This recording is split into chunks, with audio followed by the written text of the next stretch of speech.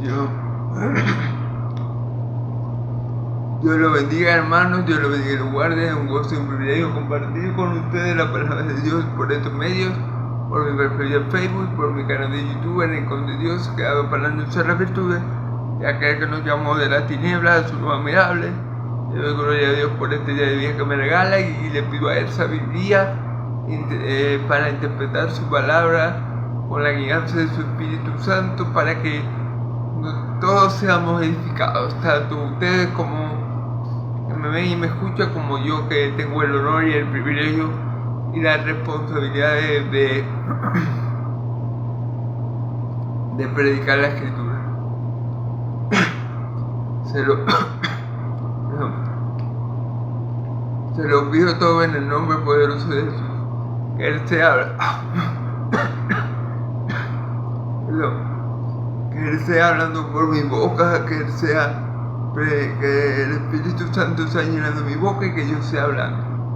Que yo no hable de lo que yo sé, de lo que yo entiendo, de lo que yo creo, sino que de lo que es la verdad, de lo que el Espíritu Santo me ponga en el corazón, de eso quiero hablar, de lo que el Espíritu Santo llene mi boca, de eso quiero hablar. Entonces le pido a mi Dios de Israel, en el nombre de Yeshua HaMashiach, que me ayude a predicar su palabra con de verdad, para que Él sea glorificado y su pueblo reciba bendición y vida eterna. Se lo pido todo en el nombre de Jesús. Amén, amén. Bueno, hermano y amigo,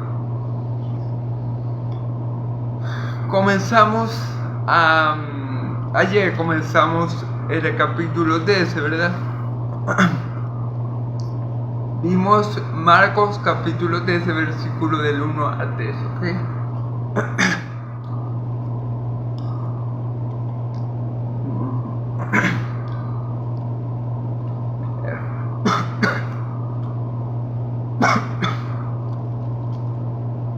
Perdón.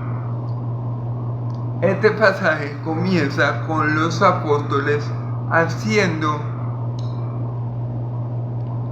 una pregunta a mi Señor Jesús. ¿Por qué le hacen la pregunta a mi Señor Jesús? Bueno, porque ellos están saliendo del templo, ¿verdad? ¿Se acuerdan que Jesús estaba al lado del arca donde echaba las ofrendas? Y les dijo a sus discípulos que la ofrenda de esa viuda pobre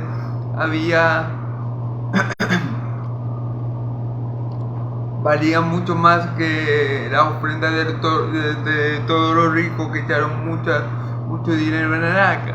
Bueno, Jesús estaba en el templo. Él sale del templo y los discípulos le dicen: Maestro, ve esta piedra y este edificio tan grande. O sea, ustedes saben que todos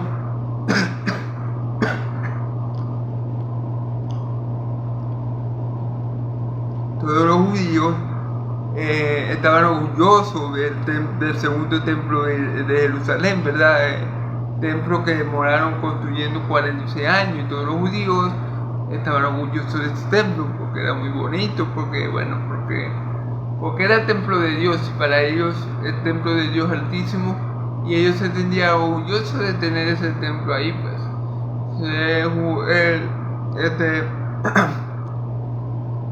Uno de los apóstoles dice: Maestro, ve esta grande piedra y esos edificios. Mi Señor Jesús le dice: de cierto os digo que todo será destruido, que no se quedará piedra sobre piedra. Luego los apóstoles, 4 de los apóstoles,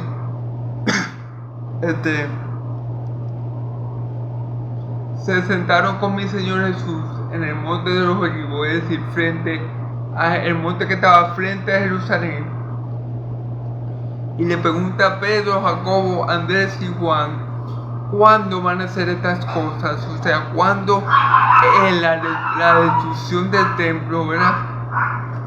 ¿Cuándo va a ser la destrucción del templo? Le preguntan 3 cosas: ¿cuándo va a ser la destrucción del templo? ¿Y cuándo va a ser el fin del siglo y su venida? ¿Ok? Entonces,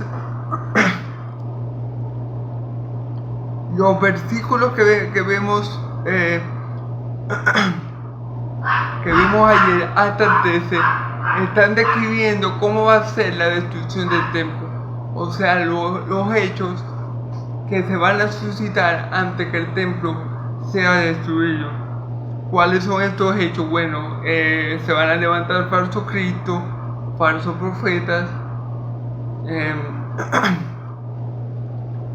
falsos cristos, falsos profetas, falsos apóstoles. Y como les dije, eso se ve claramente, por lo menos en 1 de Juan, podemos ver claramente a los falsos pastores, a los falsos maestros que van a introducir en el pueblo de Dios herejías destructoras, ¿verdad? En el libro de Apocalipsis podemos ver en la carta, cuando el ángel se dirige a la iglesia de los Efesios, podemos ver que el ángel la elogia porque ha probado a los que dicen ser apóstoles y no lo son, y los ha hallado mentirosos. Entonces podemos ver que antes de que la destrucción del templo llegara, se iban a levantar falsos profetas, falsos maestros, falsos cristos para engañar al pueblo, ¿ok? Y eso lo podemos ver en las epístolas, tanto como de 1 de Juan, como de la carta de Pedro también. En la carta de Pedro también vemos como Pedro combate con los falsos maestros. Pablo le escribe a Timoteo acerca de los falsos maestros también. Entonces, bueno, eso iba a pasar en el tiempo apostólico, ¿verdad? Entonces, otra de las señales que los apóstoles iban a tener para saber que la destrucción del templo ya estaba cerca es que se iban a oír guerras y rumores de guerra, que un país se iba a pelear contra otro, una nación iba a pelear contra otra, iba a haber terremotos, iba a haber desastres naturales, hambre y peste en muchos lugares. De eso se iban a dar cuenta los apóstoles y los creyentes de aquella época, hermanos. Todo eso los apóstoles lo iban a vivir. ¿Y cómo sabemos eso? Porque en el versículo 9 dice: pero mirad por vosotros mismos, porque os entregarán a los concilios y en las sinagogas os azotarán. Fíjense bien, fíjense cómo le dice: pero mirad por vosotros mismos. O sea, a pesar de todo lo que van a ver, los falsos maestros, los desastres naturales, las guerras, cuídense ustedes mismos. ¿Por qué? Porque los van a entregar a los concilios y los van a azotar en la sinagoga. O sea, a ustedes, mis apóstoles, no solamente no solamente a sus apóstoles, sino a los creyentes, iba a haber en ese tiempo, hermano, iba a haber una gran persecución a la iglesia del Señor. Entonces le dice: sí, van a haber falsos profetas, van a haber falsos cristos, van a haber guerra y rumores de guerra, pero lo más importante aquí, estas señales van a acontecer y ustedes se van a dar cuenta, pero lo más importante aquí es que se guarden ustedes mismos, porque los van a entregar a los concilios, los van a asustar en la sinagoga. Amén.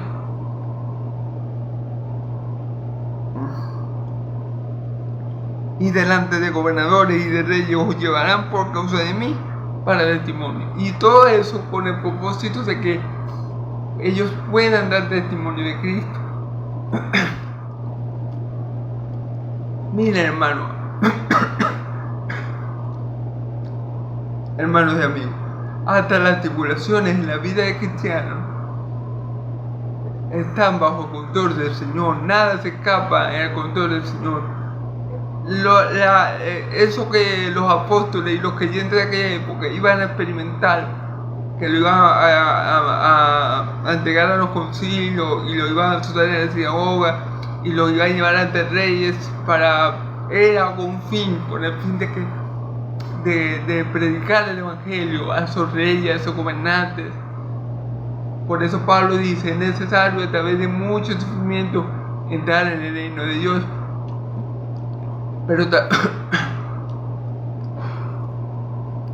Pero también está escrito, lo tengo por seguro que las aflicciones presentes no se comparan con la gloria venidera que ha de ser manifestada en nosotros, hermano. Entonces,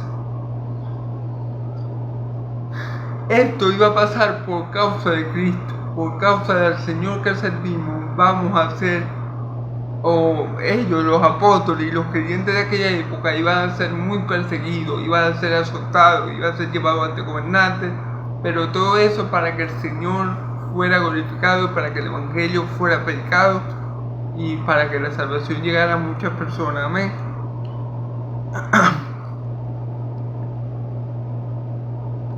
Y sin embargo, él le dice, pero cuando los traigan ante los reyes, ante los gobernantes, ante los que ustedes van a tener que hablar, no se preocupen, no piensen lo que van a decir, ni se preocupen por lo que van a decir, porque en esos momentos será el Espíritu Santo el que hable por ustedes. Amén. Como yo le comenté ayer, no es que Pablo, cuando predicó ante Félix, cuando expuso el Evangelio ante Félix, por ejemplo, ¿verdad?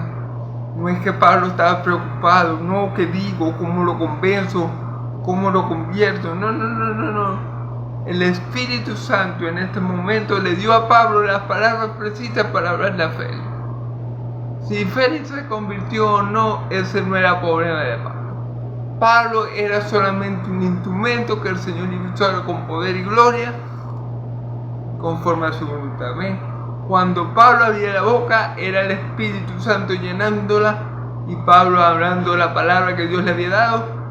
Pablo no inventó nada, Pablo no dijo nada fuera de lo que Dios le dio a decir en ese momento. Amén, amén.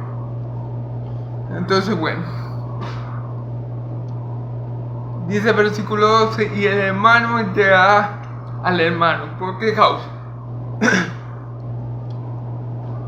Yo se lo expliqué ayer, los hermanos se iban a entregar en el sentido de que un hermano, estamos hablando del pueblo judío, si en una familia judía hay alguien cristiano, por dar un ejemplo, y en aquel tiempo todo el cristiano estaba siendo perseguido, estaba siendo asesinado, ¿verdad?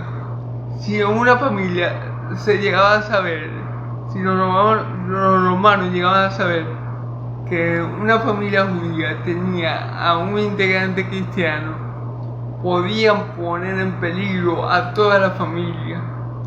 Por eso que el hermano judío entregaba el judío entregaba al cristiano para no salir perjudicado él y toda su familia. Los hermanos se entregarían unos con otros, y el padre al hijo, y se levantarán los hijos contra los padres y los matarán. De la misma manera, por ser cristiano, en esa época, hermano, el que tenía un familiar cristiano, si el hijo sabía que su padre creía en Cristo, el hijo también, por miedo a que lo descubrieran y mataran a toda la familia y creyeran que ellos estaban escondiendo a los cristianos, ellos entregaban a los padres y mataban al familiar cristiano, tal vez por su fe, porque no querían los cristianos. En fin, todo eso iba a pasar o pasó en ese tiempo o iba a pasar en el tiempo después de que Cristo ascendiera al Padre. Entonces mi Señor Jesús le está alertando a los apóstoles lo que le viene. Fíjense que no es fácil ser un apóstol, fíjense que no es fácil ser un profeta, fíjense lo que cuesta seguir a Cristo y lo que los apóstoles y los creyentes, porque no solamente los apóstoles, todos los creyentes en esa época iban a vivir a causa de su fe, iban a ser entregado por la misma familia. La misma familia lo iba a entregar, sea el hijo al padre o el padre a los hijos, los hermanos a los hermanos. Y los cristianos en ese tiempo eran tan odiados hasta por la misma familia, que la misma familia le iba a dar muerte. No iba a ser un tiempo fácil. Y seréis aborrecidos de todos por causa de mi nombre, mas el que persevera hasta el fin será salvo. Fíjense, y seremos. Le está diciendo el Señor a su apóstol y a los creyentes que venían por medio de ellos, y van a ser aborrecidos de todos por causa de mi nombre. De todos, empezando por la familia. Van a perder amigos, van a perder familia, van a ser aborrecidos por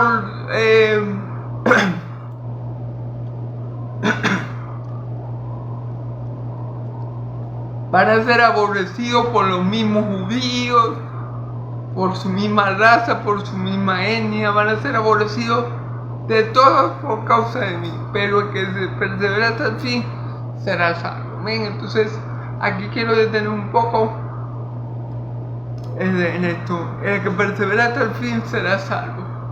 El verdadero cristiano, el verdadero creyente, el verdadero hijo de Dios persevera hasta el fin. No importa si está enfermo, no importa si no tiene dinero, no importa si no tiene comida. El verdadero cristiano permanece hasta el fin. Porque Dios, el Dios de Israel, el Dios suyo, lo guarda con su poder para que por medio de la fe pueda alcanzar la salvación que está preparada para él en el posterior tiempo. El verdadero cristiano, hermano, es un cristiano perseverante. La fe de un verdadero hijo de Dios es una fe perseverante.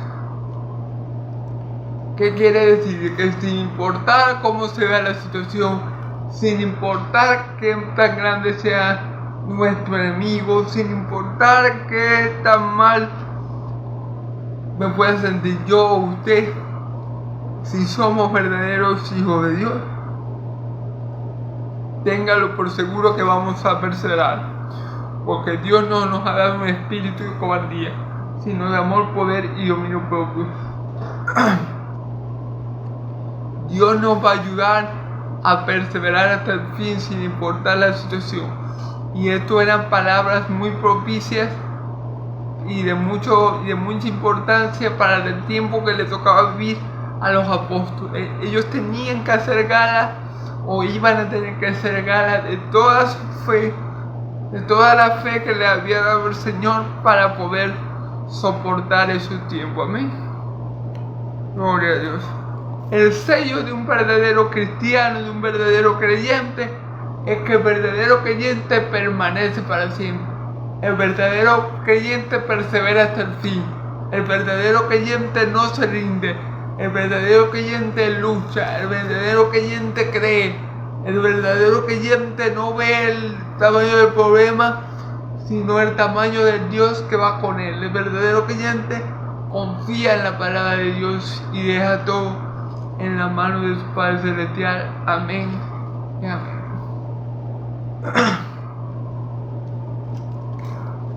Bueno, vamos a leer. Ahora vamos a comenzar a leer los que nos toca hoy, del versículo 14 al 23. Vamos a leer de nuevo: el Padre, del Hijo y del Espíritu Santo. Pero cuando veáis la abominación desoladora de la que habló el profeta Daniel, puesta donde no debe estar el que le entienda, entonces los que estén en Judea huya a los montes, y el que esté en la azotea no descienda a la casa ni entre a tomar algo de su casa, y el que esté en el campo no vuelva atrás su capa. Más hay de las que estén encintas y de las que críen en aquellos días. Orad pues que vuestra huida no sea en invierno, porque aquellos días serán de tribulación, cual nunca ha habido desde el principio de la creación que Dios de la creación que Dios creó hasta el tiempo ni la habrá. Y si el Señor no acortara aquellos días, nadie sería salvo. Mas por causa de los escogidos que Él escogió, acordó aquellos días. Entonces, si alguno os dijere, mira, aquí está Cristo, o mira, allá está, no le creáis, porque se levantarán falsos cristos y falsos profetas, y harán señales y prodigios para engañar, y si fuese posible, aún a los escogidos. Mas vosotros mirad, os lo he dicho todo antes. Amén, gloria a Dios. Entonces, vamos a comenzar siempre versículo por versículo, en el nombre del Padre, del Hijo y del Espíritu Santo, ¿verdad? A discernir la palabra, ¿ok? Pero cuando veáis la abominación desoladora de la que habló el profeta Daniel. Ok. ¿A qué se refiere con esta abominación desoladora? Ok. Esta abominación desoladora se refiere a... yo le voy a dar esta visión, pero hay otros que lo predican de otra forma. Pero yo voy a hacerlo esta vez de esta manera, ¿verdad? La abominación desoladora se refiere cuando el emperador Tito invada Jerusalén en el año 70. Eso pasó en el año 70. El emperador Tito invadió Jerusalén, acabó con el templo y profanó el templo. Esa era la abominación desoladora. Cuando las fuerzas enemigas entraron en el templo de Dios y lo destruyeron, hicieron lo que quisieron ahí. Entonces esa es la abominación desoladora. Cuando esas fuerzas enemigas lleguen y devasten a Jerusalén, y sobre todo la abominación desoladora se refiere cuando las fuerzas enemigas profanen el templo, ¿ok? El templo de Dios. Amén. Porque recordemos que la pregunta de los apóstoles, ¿cuándo sucederán estas cosas? Esa es una pregunta. ¿Qué cosa? La destrucción del templo. ¿Cuál será la señal de este fin?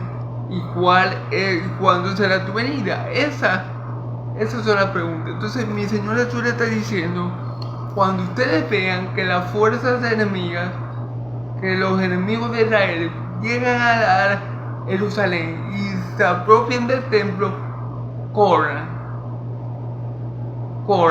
Fíjense bien, eso es la abominación desoladora.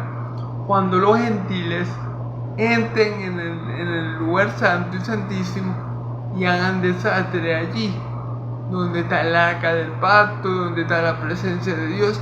Ellos van a entrar allí y no van a respetar nada, van a profanar el lugar santísimo. Esa es la abominación desoladora de la que habló el profeta Daniel. Ok.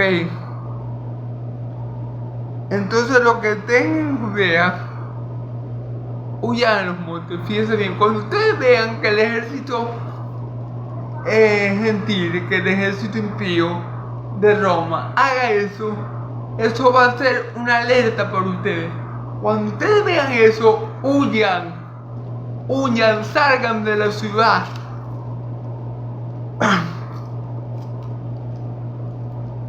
Huyan a los montes, salgan de la ciudad. El que esté en la azotea no descienda a la casa, ni entre para tomar algo de su casa. El que esté en la azotea de su casa no vaya a tomar nada, ni busque ropa ni nada. Salga de una vez, váyase a los montes, váyanse, refúgiense fuera de la ciudad. Rápido, no vayan a buscar nada. Si están fuera de su casa, en ese momento, si los cristianos veían que el imperio romano invadía Jerusalén y arrasaba con el templo, ¿verdad? eso era una alerta para ellos. Es decir, si algunos de los judíos no estaban en casa, y los cristianos, y los judíos que creían en Cristo, y los cristianos no estaban en su casa, que no entraran a su casa a buscar nada, sino que huyeran de una vez al monte, porque de eso iba a depender su supervivencia. Por eso mi Señor Jesús se lo está diciendo, para que tenga percibido, para que cuando vea que pase, no busquen nada en su casa. Si están fuera, váyase, mejor que estén fuera, porque es más rápida la huida, ¿verdad? Pero si están en su casa, en la azotea, no busquen nada en su casa, tampoco sálganse a los montes, amén. Y el que esté en el campo no vuelva atrás a tomar su capa. Y si ya una persona está en el campo, ya está fuera de peligro porque está atacando en la ciudad de Jerusalén, ¿verdad? Que esa persona no diga, ay, se me olvidó agua en la casa, voy a buscar. No, que no se devuelva, que no se vuelva a la ciudad. Hay un dicho popular en mi país que dice, chivo que se devuelve se nuca. Entonces, bueno, ya si están en los montes, ya si están en un lugar seguro, ya si ustedes ven que ya la invasión comenzó y que arrasaron hasta con el templo de Dios Altísimo, entonces no se vuelvan a meter a la ciudad, porque ¿para qué van a poner su vida en peligro por buscar cualquier cosa material? Entonces, algo que podemos ver aquí, hermano, que se me había olvidado comentarles, es el hecho de que ¿por qué Dios permite que esto le acontezca a su nación, a la nación de Israel? Bueno, por el hecho de que fueron visitados por Dios y ellos no conocieron el día de su visitación, por el hecho de que despreciaron al Hijo de Dios, al Dios encarnado. Por ese hecho le está pasando esto. ¿Recuerdan la parábola de los lavadores malvados? Jesús dice, ¿y qué creen ustedes que hará el Señor con esos lavadores malvados? Y le dicen los mismos judíos, los mismos fariseos, no, a estos los va a matar y le va a dar la viña a otros, que puede buscar el fruto de su tiempo, ¿verdad? Bueno, este es el castigo de los lavadores malvados. Jerusalén fue arrasada, ni siquiera el templo de Dios se salvó. Este es el castigo por tratar como trataron al Mesías, al Hijo de Dios. Este es el castigo. Esta tribulación le ha sobrevenido a ellos por cómo trataron al Hijo de Dios. Entonces, ¿qué está haciendo Dios? Lo está destruyendo. ¿Por medio de quién? De los romanos. Porque lo que uno ve es que el hombre actúa. Lo que uno no ve es que Dios está actuando a través de esos hombres. Es que Dios está aplicando el castigo al pecado de Israel a través de esa nación romana. Amén. Gloria a Dios. Amén. Dice el versículo 18. Es decir, más hay de la que te encinta y de la que críe en aquellos días. Claro, hermano, porque va a ser un tiempo de mucha tribulación. Imagínense. Perdón. Una mujer que esté amamantando o que esté criando, ¿cómo una mujer va a poder huir cuando eso estalle? ¿Cómo van a ser las mujeres que estén criando, que tengan un niño de pecho? ¿Cómo van a hacer para huir con él? Porque eso va a ser, eso cuando el ejército de Tito invadiera, eso iban a poner a correr a todo el mundo. Los cristianos que creyeron estas palabras dichas por mi Señor Jesús y también me imagino enseñadas por sus apóstoles, Ellos fueron precavidos y huyeron, pero a muchos eso lo debió haber agarrado por sorpresa. Entonces imagínense a mujeres dando de mamar a sus hijos y de repente comienza esa invasión. ¿Cómo hace ella para escapar con el niño en brazos? ¿Cómo hace una mujer que esté embarazada para correr? Para correr en ese estado que está, es peligroso, ¿verdad? Entonces por eso dice mi Señor Jesús. Por eso dice, ay de las que estén cinta y de las que críen en aquellos días. Ay, qué difícil, qué duro va a ser para aquellas mujeres que estén cinta y que estén criando en aquellos días. Qué duro va a ser este tiempo para ustedes. ¿Cómo van a poder escapar a ese tiempo si están en ese estado?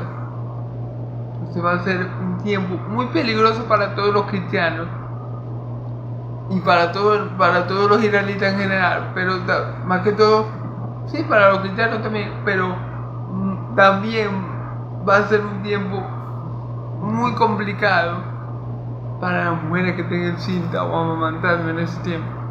Será un tiempo muy difícil, así que por eso que mi Señor Jesús dice, ay, ora pues que vuestra huida no sea en invierno. Claro, ¿por qué en invierno? Porque mi Señor Jesús dice que oren al Padre para que cuando eso acontezca no sea invierno, porque en Israel en invierno nieva. Aquí en Venezuela, en mi país, bueno, no nieva, aquí hay puro sol y lluvia. Pero en Israel sí se ven las demás estaciones, y Israel en invierno es frío, cae mucha nieve y dificultaría mucho la huida. Se dificultaría mucho la huida si es que esos sucesos son en invierno, en la época fría. ¿Sí me entiendes? Entonces por eso mi Señor Jesús dice, oren al Padre para que cuando ese momento llegue no sea invierno, porque se les va a complicar más la situación. La van a tener complicada, muy complicada. Va a ser un tiempo de mucha angustia, sobre todo para las mujeres encintas y para las mujeres encintas y para que críen. Por eso oren a Dios para que no sea en invierno, porque si de paso todo eso es invierno, le va a ser mucho más difícil, porque no iban a poder escapar, no iban a poder huir de esa tribulación. Las mujeres embarazadas y que criaban no iban a poder huir, amén. Porque en aquellos días será de grande tribulación, cual nunca ha habido desde el principio de la creación que Dios creó hasta el tiempo ni la hora. Van a ser días tan malos, el pueblo de Israel iba a experimentar días tan oscuros, tan terribles, como nunca lo había experimentado desde que Dios creó al mundo, y como nunca lo va a volver a experimentar. O sea, era un tiempo horrible que la nación de Israel iba a vivir. ¿Y por qué lo iba a vivir? Porque Dios estaba castigando a la nación de Israel de esa forma. Claro, porque mataron a su hijo, porque él envió a su hijo, como dice en la parábola de los lavadores malvados. El hombre envió a su hijo amado, y los lavadores malvados que dijeron, matémosle y quedémonos con la herencia. Por eso es que Dios en ese tiempo va a permitir al Imperio Romano invadir Israel y hacer arraso con Israel, incluido con el templo de Dios. Amén. Y por eso dice aquí que va a ser un tiempo de tribulación, la cual no la ha habido desde que Dios creó al mundo ni la va a volver a ver. Amén. Va a ser un tiempo muy terrible para la nación de Israel. Fíjese bien que dice, y si el Señor no hubiera cortado aquellos días nadie será salvo, mas por causa de los escogidos que Él escogió, acortó aquellos días. Si Dios no hubiera puesto un tiempo límite para la tribulación que los israelitas iban a vivir, ninguno se hubiera salvado, ni siquiera los creyentes, ni siquiera los cristianos. No hubiera quedado ni uno en pie, todos se hubieran muerto y ninguno se hubiera salvado. Pero como Dios acortó los tiempos, como Dios estableció, por así decirlo, cuando iba a empezar la tribulación, la invasión del ejército romano, y le puso una fecha límite. ¿Para qué le puso esa fecha límite? Para que los hijos de él, que estuvieran en Israel en ese tiempo, en Jerusalén, fueran salvos. O sea, no murieran ahí, sino fueran salvos. Entonces, Dios es misericordioso.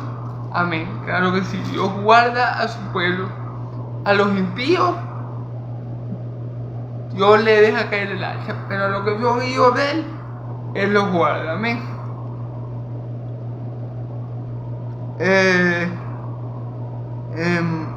Entonces, si alguno os dijere, mirad, aquí está Cristo, o mirad, allí no le creáis, porque se levantarán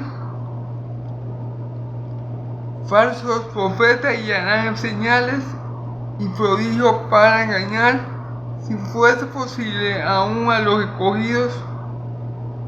Ok.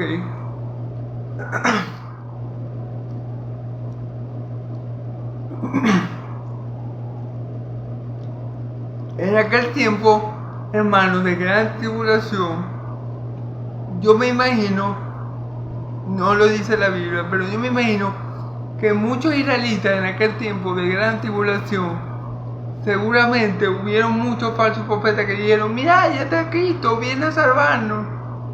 Mira, ya está Cristo, viene a acabar con el emperador, con el dominio romano. Mira, ya está Cristo, nos viene a libertar del yugo de la esclavitud impuesta por Roma. Pero no iba a ser así, hermano, no iba a ser así. El Cristo ya vino y ellos hicieron lo que les dio la gana. Discúlpenme la expresión, con Cristo. Entonces, claro, en ese tiempo, yo me imagino que muchos, aún que fuera por el hecho de querer hacer subir el ánimo al pueblo, porque podía ser para poder sobrellevar esa situación tan mala que iban a vivir. Algunos podían decir, mira, ya está Cristo, para que la gente se animara. O algunos verdaderamente creían, no, mira, ya sí está Cristo, ya lo va a libertar de la esclavitud romana. Pero eso no es así, eso era engañadores. Fíjense bien, mi Señor Jesús dice, y harán señales y prodigios para engañar, si fuese posible, aún a los escogidos. Amén.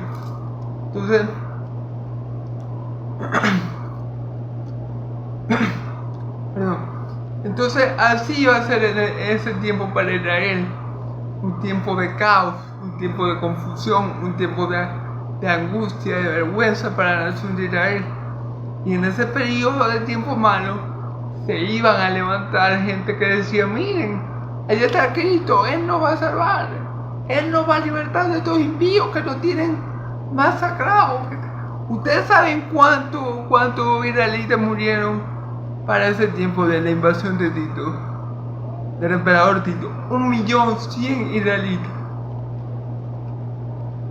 Por eso entendemos porque Jesús dice, si los días no fueran acortados, nadie se salvaría.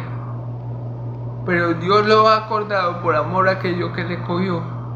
Entonces, claro, hermano, Entonces, en esa desesperación que había en esos momentos, yo me imagino que muchos se inventaron, muchos tenían la esperanza de que el Mesías apareciera para acabar con la masacre, para acabar con este tiempo malo, pero lo que no saben es que el Mesías apareció y ellos hicieron lo que le dio la gana con él. Discúlpenme la expresión nuevamente. Lo crucificaron, lo escupieron, lo castigaron, lo clavaron, hicieron lo que quisieron. Entonces después, cuando vino la ira de Dios por eso que hicieron, porque déjame decirle algo.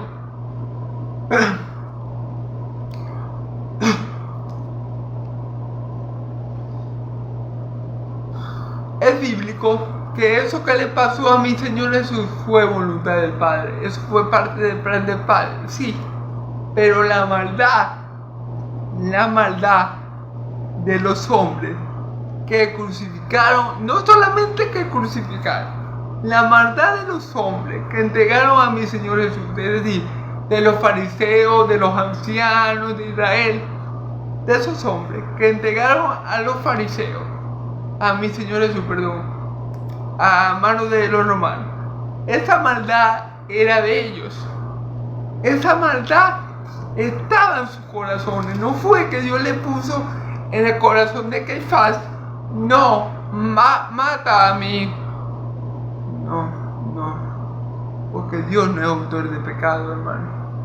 Dios no le pone ningún mal sentimiento a nadie en su corazón, porque Dios no puede ser tentado y Él tampoco tienta a nadie. Entonces, esa maldad que hubo en el corazón de esos judíos era de ellos. Y la maldad que hubo en el corazón de los romanos, hermanos y amigos, para clavar a mi Señor Jesús en un madero, siendo justo, la maldad que hubo en el corazón de Pilato, sabiendo que Jesús no había hecho nada, es de ellos. O sea que a pesar de que todo fue conforme al plan de Dios, Dios va a juzgar tanto a los judíos como a los romanos por lo que hicieron con mi Señor Jesús. Y ya esto que estamos viendo aquí es el castigo, es la ira de Dios sobre su pueblo por haber tratado así a su hijo amado. ¿Amén? Entonces, claro, ahora sí estaban locos porque llegara el Mesías.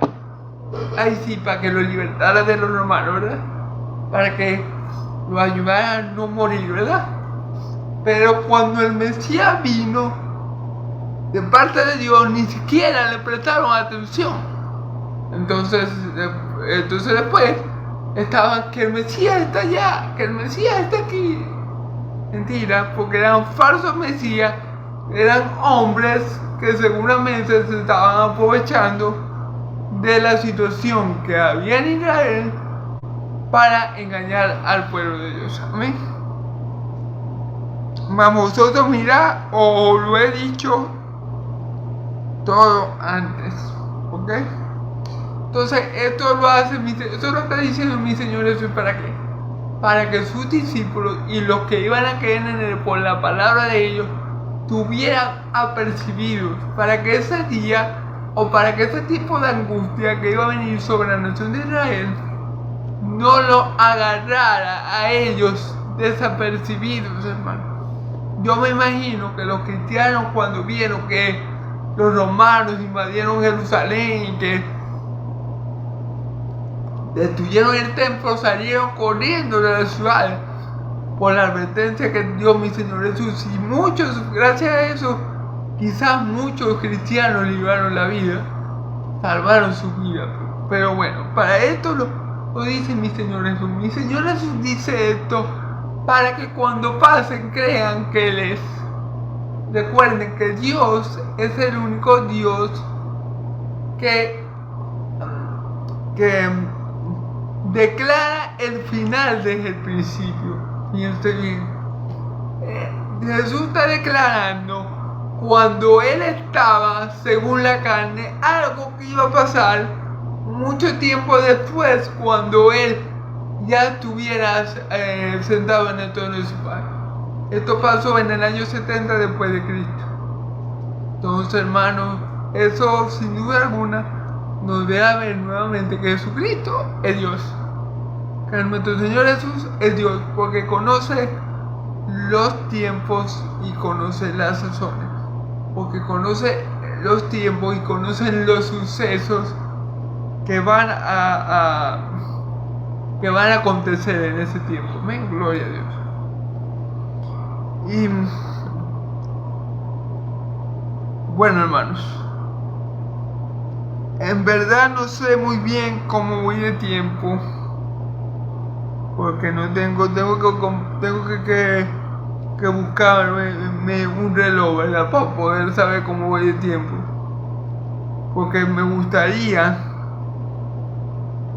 seguir un poco más adelante.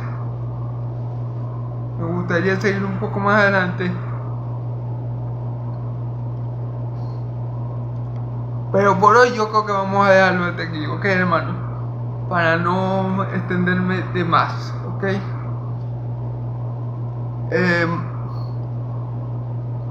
Mi Señor Jesús aquí, en este pasaje que estamos viendo, Él respondió la primera pregunta. La primera pregunta, ¿cuál era? ¿Cuándo van a ser estas cosas? Estas cosas se referían a qué cosas? A la destrucción del templo. Y es la está contestando aquí. La otra pregunta es acerca de su venida. Es en aquella, o sea, la otra pregunta va a ser acerca de la venida. Va a contestar la pregunta que le hicieron los discípulos de cuándo iba a ser su venida, su segunda venida. Esa es la que eso es lo que vamos a ver, si Dios quiere, a partir del día de mañana, si Dios quiere y me lo permite. Vamos a ver la segunda venida. ¿Qué acontecimientos, verdad, van a pasar cuando Cristo verdaderamente, cuando el verdadero Cristo, el que vino según la carne, vuelva ahora, pero no como cordero, sino como león, vuelva ahora, pero no en naturaleza humana, sino en gloria, en su naturaleza divina, vuelva ahora para poner a todas las naciones bajo sus pies, bajo su control y bajo su dominio. Bueno, eso es lo que vamos a ver en el día de mañana, si Dios quiere y me lo permite y me da vida salud para seguir predicando este evangelio. Dios me lo bendiga mucho, el Dios de Israel lo bendiga y lo guarde, el Dios de Israel haga resplandecer su rostro sobre ustedes, alce su rostro sobre ustedes y le dé paz. Que la paz y la gracia de mi Señor Jesucristo sea sobre todo su pueblo santo.